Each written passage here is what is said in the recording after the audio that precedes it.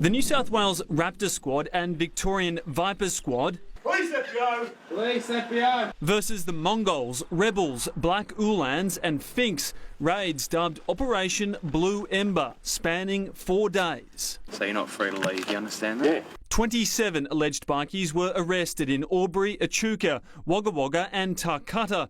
Most cuffed without a fight, others struggled against the inevitable.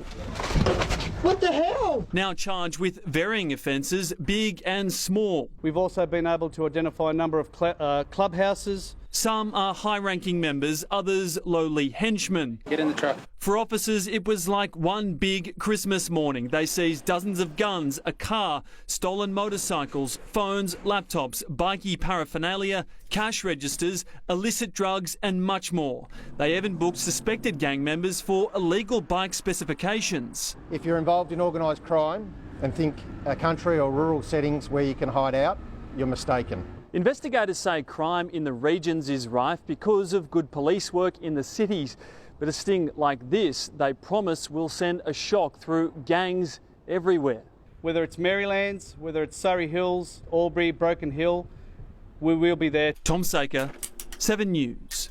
I'm joined here today by Victoria Police's Detective Superintendent Jason Kelly from their Vipor Task Force, the Albury Police District Commander Mr Paul Smith, along with Wodonga Police Service Area Commander Inspector Paul Henry. We're here in Albury following a week of action in southern New South Wales under Operation Blue Ember, and not only southern New South Wales, north-eastern Victoria, targeting the criminal activities of members and their associates of outlaw motorcycle gangs and organised criminal networks. Over the past week, the New South Wales Police Force's State Crime Command's criminal groups and Raptor squads, including members of our newly formed Raptor South unit, have been undertaking joint operations with the Victorian Police in the townships of Albury, Wodonga and also throughout the Riverina Police District of New South Wales. These overt operations have been supported by the New South Wales Crime Commission and the Australian Criminal Intelligence Commission. As a result of this operation, we've been able to gather valuable information and intelligence relating to the criminal activities of OMCG and their associates and organised criminal networks, which we will use to develop ongoing targeted investigations. We've also been able to identify a number of clubhouses related to OMCG activities, which we will target in further future operations. In New South Wales alone, we made 19 arrests, seizing 3 firearms, serving multiple FPOs, which are firearm prohibition orders. These 3 firearms have been taken off the hands of criminals with the potential to commit serious violent crime. So it's a very good win for us over this last week.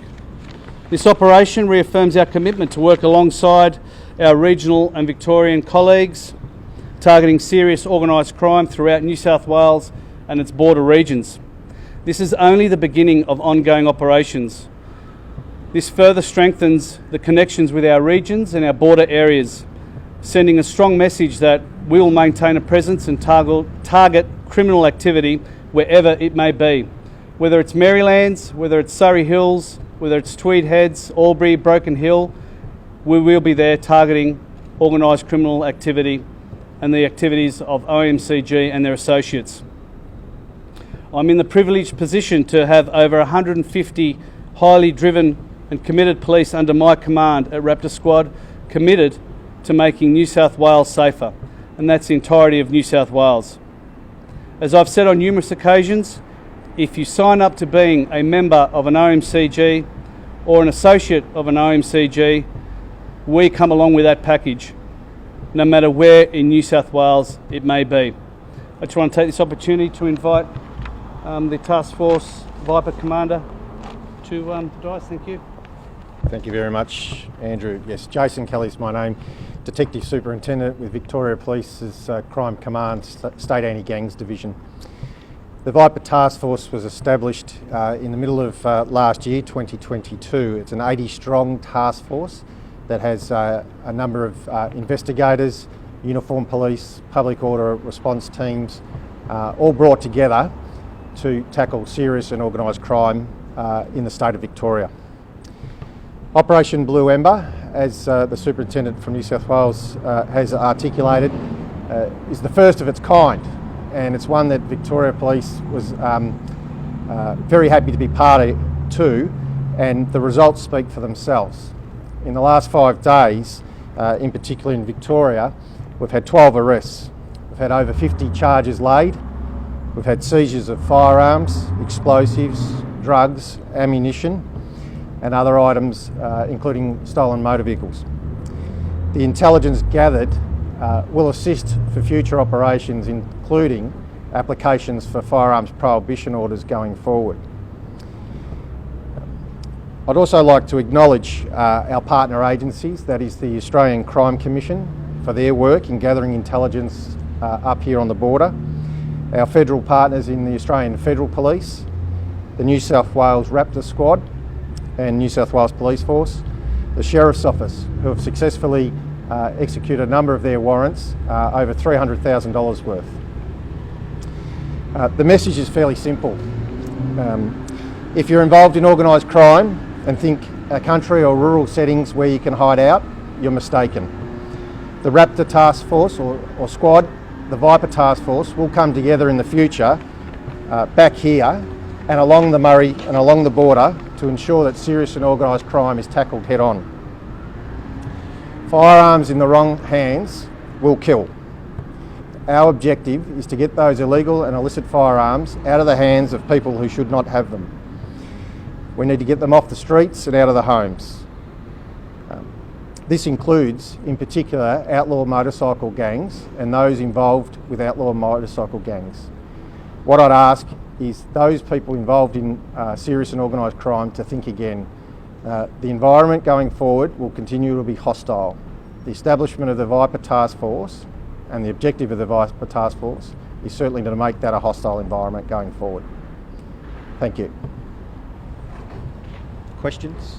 Don't mind who wants to chat on it, but can someone elaborate on why it is in these sort of regional areas, particularly the border region, why do you see this presence of organised crime here? Is it because people think they'll get away with it because it's further from city task forces? Can you just go into a bit of that? Probably a number of factors.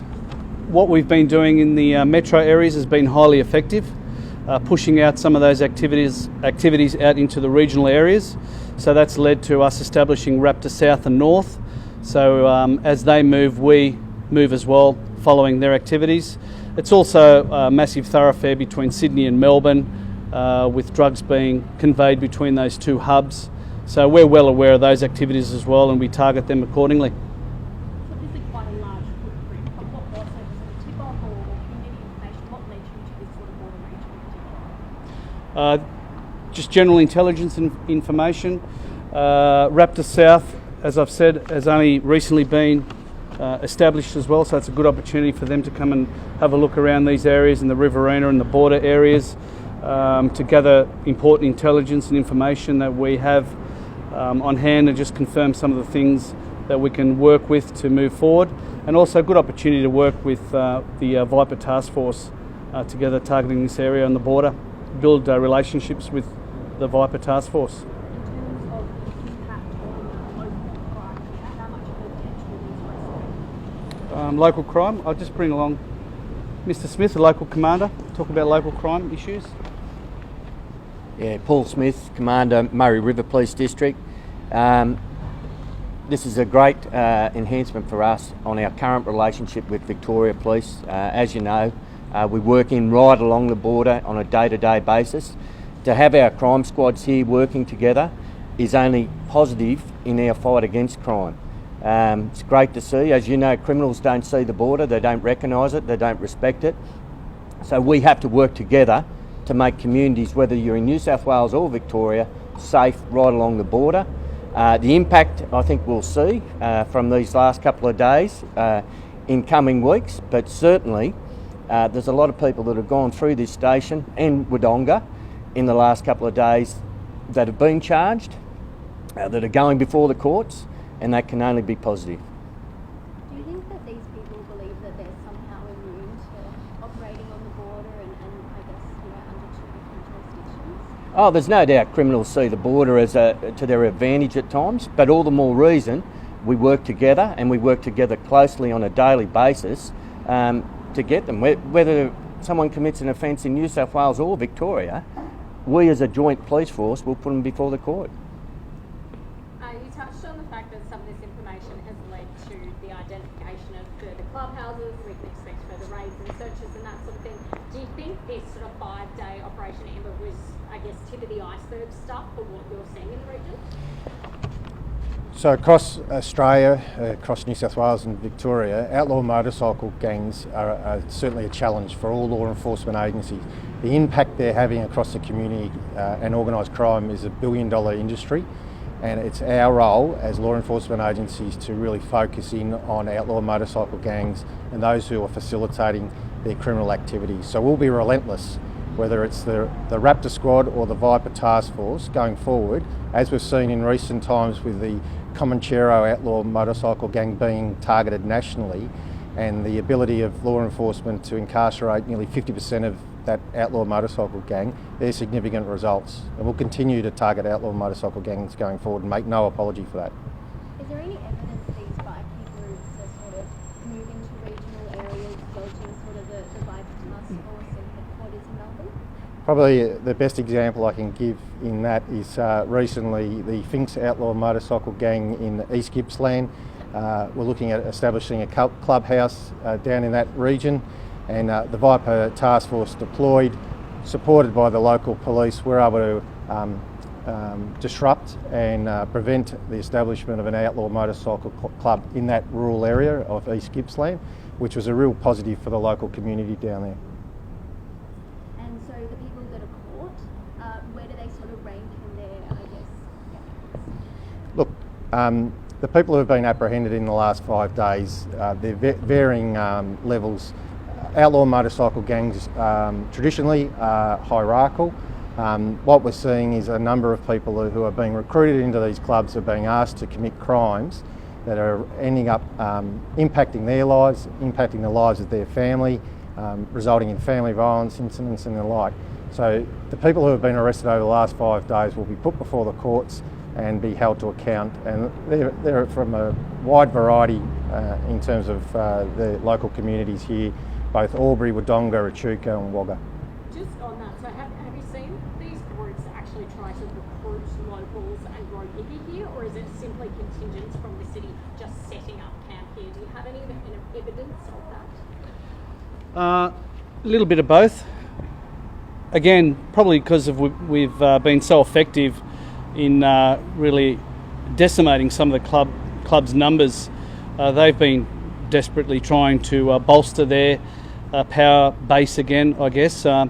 So we do have some evidence of those things happening, and gang numbers will ebb and flow. But right now, at the moment, we've been very effective in certainly targeting some gangs, some of the bigger gangs that have been completely decimated. And as the other ones grow, we will pay them the appropriate attention as well.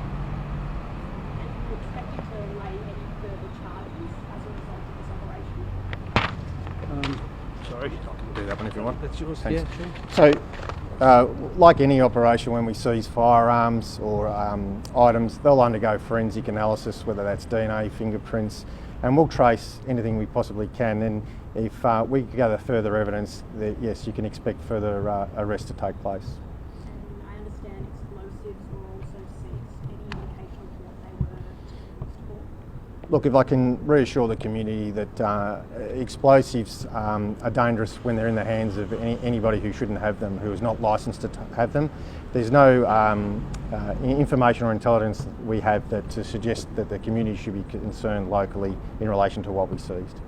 Now, if I could just go back to your point in relation to the recruitment of individuals to these gangs, it's pretty clear once you're in a gang, the difficulties of actually getting out of an outlaw motorcycle gang is extremely challenging, and there are numerous stories of people who have had their lives absolutely devastated, not only theirs but their family lives devastated, because you're signing up to something that you really don't know what it's all about, and the stories are horrific in terms of some of the people who elect to leave those gangs and some of the things that occur.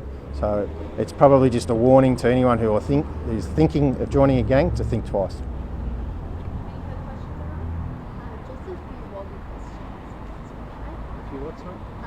Questions surrounding Wagga. Wagga, yeah, sure. Yeah. Is it possible to know how many people were arrested in the area? I don't have those the particular numbers for Wagga. 19 was the overall numbers of arrests that we made between the Riverina and Albury areas. So I don't have those exact numbers of Wagga. But we look forward to going back to Wagga and coming back here as well and continuing our operations. Like I've said before, we've gathered quite a bit of intelligence and information that we will work on, and we will be back. Yeah, cool.